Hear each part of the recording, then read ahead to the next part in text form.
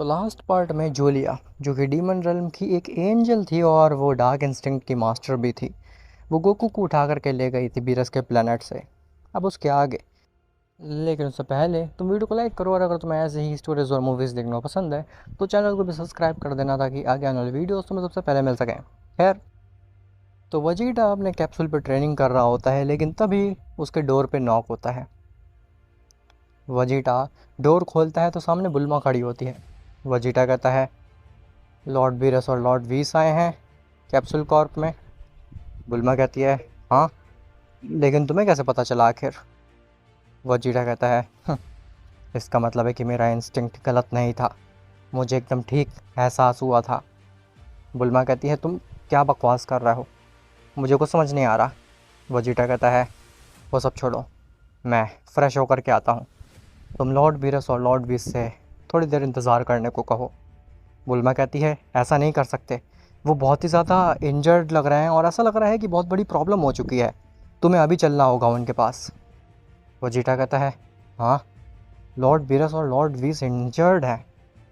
ऐसा क्या हो गया, कहीं गोकू आउट ऑफ कंट्रोल तो नहीं हो गया था? जिसके बाद वजीटा बिना नहाए और बिना फ्रेश हुए बीरस और वीस के सामने जाता है। तो वजीटा वाकई में देखता है कि बीरस और वीस थोड़े से इंजर्ड होते हैं। वजीटा कहता है, लॉर्ड बीरस, लॉर्ड वीस, क्या हुआ कैकरॉट को, वो सही तो है ना? वीस कहता है, हम उसी की बात करने आए हैं वजीटा, तुमसे। एक एंजल आई थी जूलिया नाम की, डीमन रेल्म से, जो कि डार्क इंस्टिंक्ट की मास्टर है। वो गोकू को उठा करके डीमन रेल्म ले जा चुकी है। वजीटा कहता है, क्या, आपके होते हुए ये मुमकिन कैसे है? आपके प्लेनेट पे 3 सबसे खतरनाक योद्धा थे, लॉर्ड वी साहब, लॉर्ड बीरस साहब और कैकरॉट। तीनों के होते हुए वो जूलिया कैकरॉट को उठा करके कैसे ले जा सकती है? वीस कहता है, यही तो बात है, वो डार्क इंस्टिंक्ट की मास्टर है, और तुमने तो देखा ही ना टूर्नामेंट ऑफ पावर में कि डार्क इंस्टिंक्ट क्या कर सकता है। गोकू ने एक ही पंच में जिरेन को फाड़ करके रख दिया था, तो फिर सोचो जूलिया कितनी स्ट्रांग होगी, जो कि मास्टर है डार्क इंस्टिंक्ट की। उसने हमें अपने एक ही वार में हरा दिया और वो गोकू को लेकर के चली गई। वजीटा कहता है, लेकिन कैसे, ऐसा कैसे मुमकिन हो सकता है? वीस कहता है, मुझे लगता है कि इसमें सभी एंजल्स और डिस्ट्रॉयर्स का हाथ है। सभी एंजल्स और डिस्ट्रॉयर्स ने मिल करके डीमन रेल्म और मॉर्टल रेल्म का पोर्टल खोल दिया होगा, ताकि जूलिया मॉर्टल रेल्म में आ सके और गोकू को ले जा सके। मुझे इसके बारे में लॉर्ड जेनो और लॉर्ड ग्रैंड प्रिस्ट से बात करनी होगी। मैं और लॉर्ड बीरस अभी वहीं जा रहे हैं। वजीटा कहता है, तो फिर आप मेरे पास क्यों आए थे, क्या मुझसे कुछ हेल्प चाहिए? वीस कहता है, हाँ, हमें तुमसे एक हेल्प चाहिए। तुम्हें अपनी ट्रेनिंग काफ़ी ज़ोरों शोरों से चालू रखनी होगी। तुम भी जानते हो कि गोकू के बाद में तुम इस यूनिवर्स को बचाने के लिए सबसे स्ट्रॉन्गेस्ट मॉर्टल हो। तो अब अगर इस यूनिवर्स पे कोई प्रॉब्लम आएगी तो फिर तुम्हें रेडी रहना पड़ेगा। और मुझे पता है कि डेफिनेटली कोई प्रॉब्लम आने वाली है इस यूनिवर्स पे, क्योंकि गोकू तो जा चुका है उन डिस्ट्रॉयर्स की नज़रों से, उनके रास्ते से, लेकिन लॉर्ड बीरस अभी यहीं पे हैं। इसीलिए वजीटा, हम बस ये कहने आए थे कि अपनी ट्रेनिंग को मत छोड़ना। वजीटा कहता है, आप बिल्कुल चिंता मत करिए, आपको जब भी मेरी ज़रूरत पड़ेगी मैं आपके सामने खड़ा हूँगा। जिसके बाद बीरस और वीस वहाँ से चले जाते हैं। बीरस और वीस जैसे ही पहुँचते हैं जेनो के पैलेस पे, लेकिन जेनो के पैलेस के गेट पे ही उसे ग्रैंड प्रिस्ट मिल जाता है। ग्रैंड प्रिस्ट कहता है, बताओ वीस, बीरस तुम्हारे यहाँ पे कैसे आना हुआ, क्या कोई ज़रूरी काम है? वीस कहता है, ग्रैंड प्रिस्ट, हमें लॉर्ड जेनो से मिलना है और आप दोनों से बहुत ज़रूरी बात करनी है। ग्रैंड प्रिस्ट कहता है, यही ना कि एक अननोन सी एंजल आई थी डीमन रेल्म से और वो गोकू को उठा करके डीमन रेल्म में ले गई। बीरस और वीस ग्रैंड प्रिस्ट की आंखों में देखते हैं और बीरस कहता है, ये सब आपने करवाया था? ग्रैंड प्रिस्ट कहता है, हाँ, और इसके पीछे कुछ रीज़न है, क्या तुम वो रीज़न जानना चाहोगे? वीस कहता है, नहीं, हमें कुछ भी नहीं जानना, हमें बस लॉर्ड जेनो से बात करनी है, उन्हें असलियत के बारे में बताना है कि आप हमारे यूनिवर्स को ख़त्म करना चाहते हैं। ग्रैंड प्रिस्ट कहता है, रुक जाओ, इससे पहले कि तुम लॉर्ड जेनो के पास जाओ ज़रा अपने दोस्तों से तो मिल लो। तभी ग्रैंड प्रिस्ट क्लैप करता है और वहाँ पे सभी यूनिवर्सेस के एंजल्स और डिस्ट्रॉयर्स आ जाते हैं। ग्रैंड प्रिस्ट कहता है, वीस और बीरस, मैं तुम दोनों को ख़त्म नहीं करना चाहता हूँ। तुम काफ़ी लंबे समय से अपने यूनिवर्स को और लॉर्ड जेनो को सर्व कर रहे हो। मैं बस ये कहना चाह रहा हूँ कि जो भी हुआ है उस सब को भूल जाओ और लॉर्ड जेनो को कुछ भी मत पता लगने दो। इसी में तुम्हारी भलाई है। बीरस कहता है, ऐसे कैसे लॉर्ड ग्रैंड प्रीस्ट, ये तो सरासर नाइंसाफ़ी है। अब लॉर्ड जेनो के अटेंडेंट है, खुद लॉर्ड जेनो नहीं है। आप खुद डिसीज़न नहीं ले सकते, ये गलत है। और ये बात मैं लॉर्ड जेनो को बता करके ही रहूँगा। मैं उनका डिस्ट्रॉयर हूँ, मैं उनके यूनिवर्स के लिए काम करता हूँ, आपके लिए नहीं। ग्रैंड प्रिस्ट कहता है, ठीक है फिर भोग दो। ऐसा बोल करके ग्रैंड प्रिस्ट एक वॉइड क्रिएट करता है और उस वॉइड के अंदर वीस और बीरस को धकेल देता है, जिसके बाद वो वॉइड बंद हो जाता है। ग्रैंड प्रिस्ट कहता है, मैंने काफ़ी अच्छा मौका दिया बीरस और वीस को, लेकिन ये नहीं माने, तो जानबूझ के मुझे इनको वॉइड में धकेलना ही पड़ा। वादोस कहती है, लॉर्ड ग्रैंड प्रीस्ट, आप ऐसा क्यों कर रहे हैं? आखिर आप यूनिवर्स 7 को पूरी तरीके से डिस्ट्रॉय करना क्यों चाहते हैं? चांपा कहता है, वाह दोस्त, तुम पागल हो गई हो, तुम लॉर्ड ग्रैंड प्रीस्ट से क्वेश्चन कर रही हो। हाँ, वो कुछ सोच समझ के ही ऐसा कर रहे होंगे। ग्रैंड प्रीस्ट कहता है, नहीं, वादोस ने सही कहा कि मैं तो एक अटेंडेंट हूँ, आखिर मैं यूनिवर्स 7 के पीछे हाथ धो के क्यों पड़ा हुआ हूँ? तो इसका साफ साफ रीज़न ये है कि तुमने देखा ही होगा टूर्नामेंट ऑफ पावर में कैसे हारता हुआ यूनिवर्स 7 अचानक से जीत जाता है, एक मिरेकल की तरह। अचानक से गोकू डार्क इंस्टिंक्ट अचीव करता है और टूर्नामेंट जीत जाता है। तुम्हें ये चीज़ अजीब नहीं लगी थी? मैं तो उसी वक्त समझ गया था कि कोई एक्सटर्नल एनर्जी है, कोई एक्सटर्नल पावर है जो कि यूनिवर्स 7 को बचा करके रखना चाहती है। मुझे लगता है कि वो जो भी एनर्जी है वो यूनिवर्स 7 को यूज़ करना चाहती है, वो गोकू का यूज़ करना चाहती थी। और ये चीज़ मैं टूर्नामेंट ऑफ पावर में ही समझ गया था। इसीलिए यूनिवर्स 7 को इस एग्जिस्टेंस से मिटाना बहुत ही ज़्यादा ज़रूरी है। मैं जानता हूँ कि मैं बहुत ज़्यादा ईविल लग रहा हूँगा तो मैं ऐसा करते हुए, लेकिन ये मल्टीवर्स के लिए एकदम सही डिसीज़न है। यूनिवर्स 7 का जाना सबसे ज़्यादा इम्पॉर्टेंट है। अगर यूनिवर्स 7 रहेगा तो फिर हमारे मल्टीवर्स में डार्क इंस्टिंक्ट और ऐसी ही डार्क एनर्जीज आएंगी जो कि पूरा मल्टीवर्स करप्ट या फिर ख़राब कर सकती है। इसीलिए मैं ये सब कर रहा हूँ। वादोस कहती है, ओह, अब मैं समझी, आखिर आप इतने उतावले क्यों थे यूनिवर्स 7 को और उस गोकू को पूरी तरीके से ख़त्म करने के लिए। इवन आपने जूलिया का भी सहारा लिया इसमें। ग्रैंड प्रिस्ट कहता है, कभी कभी हमें अपने दुश्मनों से भी हाथ मिलाना पड़ता है अपने फ़ायदे के लिए। खैर, अब तुम सभी एंजल्स और डिस्ट्रॉयर्स जा सकते हो। मुझे लॉर्ड जेनो को क्या बहाना देना है मुझे वो भी सोचना है अभी। जिसके बाद सभी एंजल्स और डिस्ट्रॉयर्स वहाँ से चले जाते हैं। खैर, वहीं दूसरी तरफ डीमन रेल्म में जूलिया गोकू को लेकर के पहुँचती है एक पैलेस पे, जहाँ पे गोकू को होश आता है। गोकू जब अपनी आंखें खोलता है तो उसकी आंखों के सामने सब धुंधला धुंधला होता है, लेकिन जैसे ही वो पूरी तरीके से अपने होश में आता है वो देखता है कि वो एक अजीब से पैलेस में है जो कि एक डार्क टेंट में है। गोकू खड़े होने की कोशिश करता है, लेकिन वो रियलाइज़ करता है कि उसकी हाथ और उसके पैर दोनों ही बेड़ियों में बंधे हुए हैं। गोकू कहता है, "आ, ये मैं कहाँ पे हूँ? वो एंजल आखिर मुझे कहाँ ले आई है?" तभी वहाँ पे हंसने की आवाज़ आती है और किसी के चलने की भी। गोकू अपने चारों तरफ देखता है लेकिन उसे कोई भी नहीं दिखाई देता। तभी अंधेरे से एकदम अचानक से जूलिया आती है गोकू के मुंह के सामने और गोकू घबरा करके थोड़ा पीछे हो जाता है। जूलिया कहती है, अरे घबराओ नहीं, अब तो यही तुम्हारा घर है। अगर तुम यहाँ से घबराने लगोगे तो फिर कैसे बनोगे स्ट्रॉन्गेस्ट मॉर्टल? गोकू कहता है, मुझे स्ट्रॉन्गेस्ट मॉर्टल या फिर कुछ नहीं बनना है, मुझे बस अपने घर जाना है, मुझे मॉर्टल रेल्म जाना है। जूलिया कहती है, वेल, वो तो पॉसिबल नहीं हो सकता, तुम भी जानते हो इस बात को। मैं तुम्हें यहाँ पे इसलिए नहीं लेकर के आई हूँ कि तुम्हें वापस से मॉडल रेल्म में छोड़ाऊँ। हाँ, तुम फ्यूचर में मॉडल रेल्म जाओगे, लेकिन किस काम से जाओगे और क्या करने के लिए जाओगे वो मैं तुम्हें फ्यूचर में ही बताऊंगी। फ़िलहाल मुझे तुम्हारी डार्क इंस्टिंक्ट की टेक्निक को पूरी तरीके से पॉलिश करना है। तुम्हें इतना स्ट्रांग बनाना है कि तुम एग्जिस्टेंस के सबसे स्ट्रांगेस्ट मॉडल कहलाओ। गोकू कहता है, तुम मुझे ट्रेन करोगी, लेकिन आखिर तुम्हें मुझसे चाहिए क्या? जूलिया हंसती है और कहती है, हाँ, बड़ा सिंपल है। मैं तुम्हें स्ट्रांगेस्ट मॉडल बनाऊंगी और तुम्हें मॉडल रेल्म पे राज करने के लिए कहूँगी। जिसके बाद तुम अपनी फैमिली के साथ रहना चाहो या फिर अपने यूनिवर्स में रहना चाहो तुम रह सकते हो, लेकिन वो मॉडल रेल्म मुझे चाहिए। और अगर तुम ऐसा कर देते हो तो ना ही मैं तुम्हारे यूनिवर्स को और ना ही तुम्हारी फैमिली को कभी हाथ लगाऊंगी। क्या तुम्हें ये सौदा मंजूर है? गोकू कहता है, इसका मतलब है कि मुझे लॉर्ड जेनो को मारना होगा। जूलिया कहती है, नहीं, तुम्हें लॉर्ड जेनो को नहीं मारना होगा, लेकिन उनको बंदी ज़रूर बनाना होगा।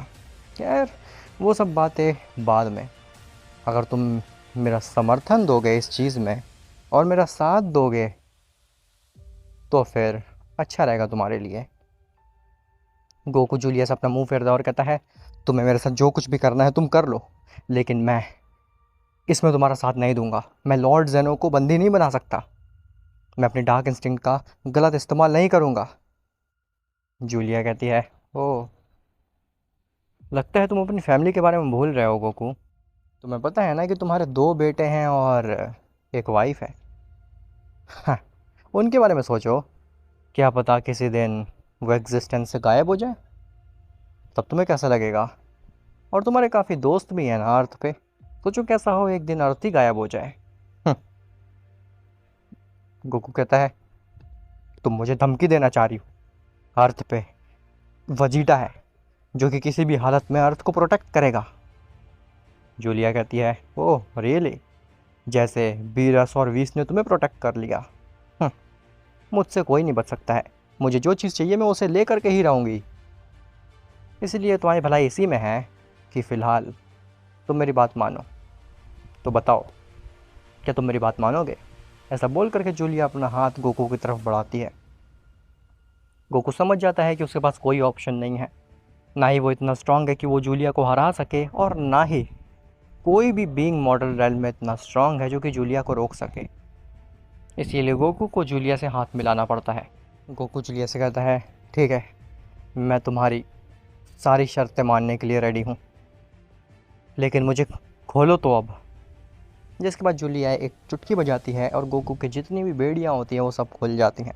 जिसके बाद गोकू खड़ा हो जाता है।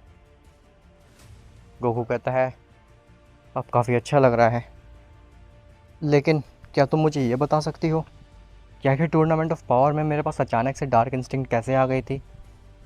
क्या मैंने कुछ गलत किया था टूर्नामेंट ऑफ पावर में? तो जूलिया कहती है, नहीं, इसके पीछे एक बड़ी कहानी है। तुम्हें मेरे ख्याल से मार्सेला के बारे में तो पता ही होगा ना, जो कि मेरे पास आई थी डार्क इंस्टिंक्ट सीखने के लिए। गोकू कहता है, हाँ, मुझे लॉर्ड बीस्ट ने उसके बारे में बताया था कि कैसे उस मार्सेला ने डार्क इंस्टिंक्ट को अचीव किया डीमन रेल्म की एनर्जी का इस्तेमाल करके, और लॉर्ड ग्रैंड प्रीस्ट के ख़िलाफ़ यूज़ किया। जूलिया कहती है, गुड, तो ये आधी कहानी है, पूरी कहानी कुछ और ही है। जब मार्सेला पूरी तरीके से डार्क इंस्टिंक्ट को सीख चुकी थी तो वो कहती है मुझसे कि अब वो रेडी है ग्रैंड प्रीस्ट के ऊपर हमला करने के लिए।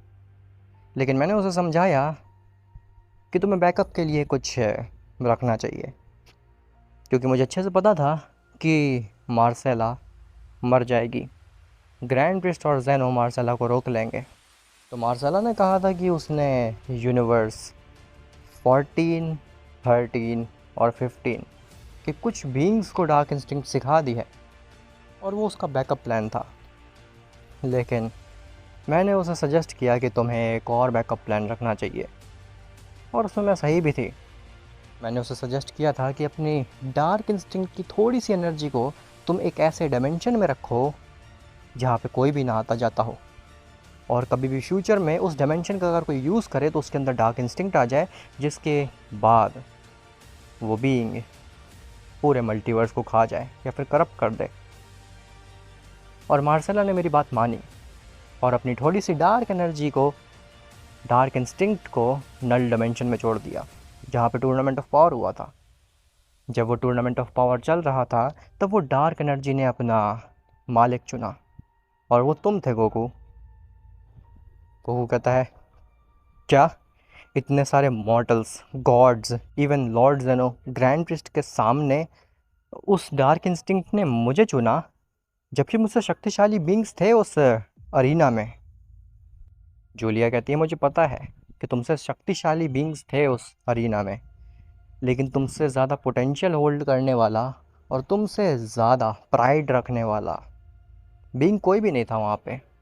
इवन तुम तो हार्ट के भी प्योर हो, इस वजह से डार्क इंस्टिंक्ट ने तुम्हें चुना उन सभी गॉड्स, एंजल्स और मॉर्टल्स में से। खैर, अब टाइम वेस्ट नहीं करते हैं और ट्रेनिंग शुरू करते हैं। अभी तुम्हें काफ़ी कुछ सिखाना बाकी है। जिसके बाद जूलिया गोकू को ले जाती है एक अरीना में और वहाँ पे गोकू की ट्रेनिंग स्टार्ट करती है। खैर, वहीं जेनो की पैलेस पे ग्रैंड प्रिंस जेनो के पास जाता है और कहता है, लॉर्ड जेनो, एक बहुत बड़ी प्रॉब्लम हो गई है। यूनिवर्स 7 से बीरस और वीस गायब हो चुके हैं और गोकू भी गायब है। जेनो कहता है, क्या बीरस, वीस और गोकू ये तीनों कहाँ गायब हो गए आखिर? ग्रैंड प्रिस्ट कहता है, मुझे लगता है लॉर्ड जेनो कि गोकू ने बीरस और वीस को मार डाला अपनी डार्क इंस्टिंक्ट का इस्तेमाल करके, और वो फिर कहीं छुप गया है, किसी डायमेंशन में भाग गया है। मैंने आपसे कहा था लॉर्ड जेनो कि ये बिल्कुल भी सही आइडिया नहीं रहेगा उसको ऐसा खुला छोड़ना, लेकिन आपने मेरी बात नहीं मानी। जेनो कहता है, ऐसा नहीं हो सकता, गोकू ऐसा कर ही नहीं सकता है कभी अपनी ज़िंदगी में। तुम भी जानते हो इस बात को ग्रैंड प्रीस्ट। गोकू अपनी हार्ट का काफ़ी प्योर है, वो डार्क इंस्टिंक्ट का गलत इस्तेमाल करेगा ही नहीं, और मैं जानता हूँ इस बात को। इसके पीछे डेफिनेटली कोई और रीज़न है। ग्रैंड प्रिस्ट कहता है, लॉर्ड जेनो, मैं आपको ऑलरेडी सजेस्ट कर चुका था कि गोकू को ख़त्म कर दें, लेकिन आपने मेरी बात नहीं मानी, और अभी भी आप मेरी बात नहीं मान रहे हैं लॉर्ड जेनो। जेनो कहता है, तो फिर बताओ आखिर क्या करना चाहिए? उस गोकू को ढूंढ करके उसको मार डालना चाहिए? ग्रैंड प्रिस्ट कहता है, लॉर्ड जेनो, मैं चाहता हूँ कि आप यूनिवर्स 7 की पूरी कस्टडी और पूरा कंट्रोल मेरे हाथों में दे दें, क्योंकि यूनिवर्स 7 अब धीरे धीरे हाथ से निकलता जा रहा है और उसे मैं ही कंट्रोल में रख सकता हूँ। आप थोड़े से ज़्यादा कनेक्ट हो चुके हैं यूनिवर्स 7 के साथ में, और मुझे पता है कि आप सही डिसीज़न नहीं ले पाएंगे। आप गोकू के काफ़ी अच्छे दोस्त हैं और मुझे नहीं लगता है कि आप कुछ भी गलत कर सकते हैं उनके साथ। इसीलिए मैं चाहता हूँ कि आप मुझे यूनिवर्स 7 का डिस्ट्रॉयर और एंजल दोनों ही बना दें। जेनो कहता है, लेकिन ग्रैंड प्रिस्ट, तुम मेरे अटेंडेंट हो, तुम किसी यूनिवर्स को कंट्रोल क्यों करोगे आखिर? ग्रैंड प्रिस्ट कहता है, लॉर्ड जेनो, मैं जानता हूँ मैं आपका अटेंडेंट हूँ और ये चीज़ मैं आपकी भलाई के लिए ही कर रहा हूँ, इस मल्टीवर्स की भलाई के लिए कर रहा हूँ। क्योंकि अगर उस गोकू ने डार्क इंस्टिंक्ट को पूरी तरीके से मास्टर कर लिया तो आप जानते हैं ना कि क्या हो सकता है। और मुझे तो लगता है कि और भी बीइंग्स होंगे यूनिवर्स 7 में जिन तक वो डार्क इंस्टिंक्ट पहुँच गई होगी, बस हमें पता नहीं चल रही है। मैं चाहता हूँ कि पूरी तरीके से आप वो यूनिवर्स मुझे दे दें, ताकि मैं उस यूनिवर्स के कण कण तक जा कर के ये पता लगा सकूं कि आखिर डार्क इंस्टिंक्ट आई कहाँ से वापस, और उस यूनिवर्स को वापस से ठीक कर सकूं। लॉर्ड जेनो, मैं इस मल्टीवर्स की फ़िक्र कर रहा हूँ। आप भी जानते हैं कि अगर यूनिवर्स 7 को सही नहीं किया गया, उस डार्क इंस्टिंक्ट को रोका नहीं गया, तो फिर कुछ भी हो सकता है। हो सकता है कि वो मार्सेला से भी बड़ा इवेंट हो कुछ, जो कि हमारे मल्टीवर्स को खा जाए। क्या आप मुझे अलाउ करेंगे कि मैं उस यूनिवर्स 7 पे कंट्रोल रखूं? जेनो कहता है, ठीक है, मैं वैसे भी एक बार तुम पे विश्वास ना करके गलती कर चुका हूँ ग्रैंड प्रीस्ट, अब दोबारा मैं ऐसा नहीं करना चाहता। तुम्हारे हाथ में यूनिवर्स 7 है, तुम जो चाहो उसके साथ कर सकते हो, लेकिन ध्यान रखना कि तुम जो भी डिसीज़न लो वो मुझे पता होना चाहिए। तुम कुछ भी ऐसा डिसीज़न नहीं लोगे जो कि मुझे पता ना हो। ग्रैंड प्रीस्ट कहता है, आप बिल्कुल निश्चिंत रहिए लॉर्ड जेनो, मैं सब चीज़ आपसे पूछ के करूँगा और ये मेरा वादा है। अब आखिर क्या ग्रैंड प्रीस्ट वाकई में जड़ से डार्क इंस्टिंक्ट को ख़त्म कर पाएगा, या फिर यूनिवर्स 7 में और भी बींग्स के पास में डार्क इंस्टिंक्ट पहुंच चुकी है? और आखिर क्या गोकू वाकई में डार्क इंस्टिंक्ट को मास्टर करके जेनो को बंदी बना देगा और मॉर्टल रन पे कब्जा कर लेगा? वेल ये सब तो तुम्हें पता चलेगा नेक्स्ट पार्ट में, तो मिलते हैं तुमसे नेक्स्ट पार्ट में, तब तक के लिए बाय बाय।